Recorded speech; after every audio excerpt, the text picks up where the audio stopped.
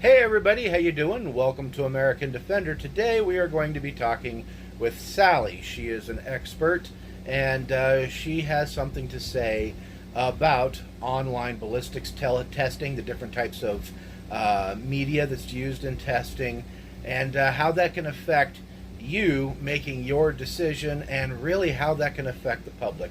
So her name is Sally, like I said before. With that, take it away, Sally.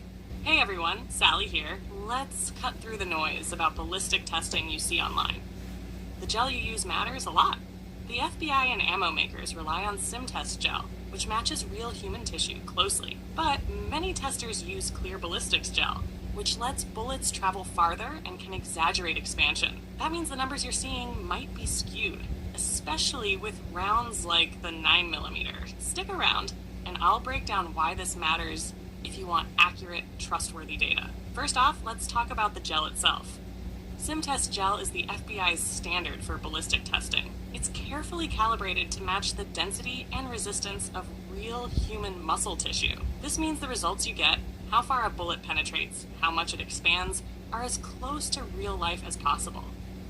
Now, clear ballistics gel is clear, reusable, and easier to work with, which is why a lot of YouTubers use it. But there's a catch. Bullets tend to travel about 20% farther in clear ballistics gel compared to SimTest. That means penetration looks better than it really is.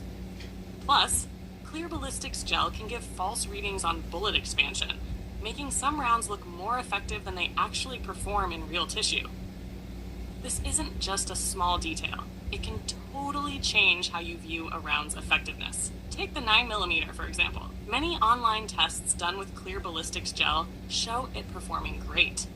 But when you look at the FBI standard SimTest results, you see it might not expand or penetrate as well as those videos suggest. So, if you're making decisions about self-defense ammo based on YouTube tests, you could be trusting misleading data.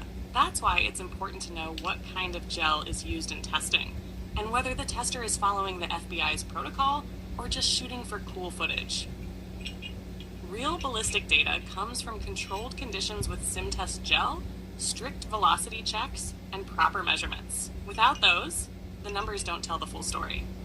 Now, here's where it gets interesting. Because of the way clear ballistics gel behaves, a lot of online tests made the 9mm look like a powerhouse. Bullets appeared to penetrate deeper and expand more than they might in real tissue, thanks to that 20% extra travel and misleading expansion visuals. This gave the 9mm a big boost in reputation and popularity among shooters and self-defense advocates. But here's the catch. When tested under the FBI's SimTest protocol, the 9mm's performance doesn't always match those glowing online reviews. That means many people may have been making critical ammo choices based on inflated data, simply because the gel used in the tests wasn't up to the same standard. So, it's important to remember that popularity doesn't always equal performance, especially when the testing methods aren't consistent or standardized. Let's be real. Some 9mm fans will gobble up any shiny new test that makes their favorite round look like a magic bullet. No questions asked. If a video shows crazy expansion or deep penetration, especially using that clear ballistics gel, they're quick to share it like gospel. But here's the problem. A lot of those impressive numbers come from testing that wouldn't pass the FBI's strict standards. It's like believing a flashy commercial without reading the fine print.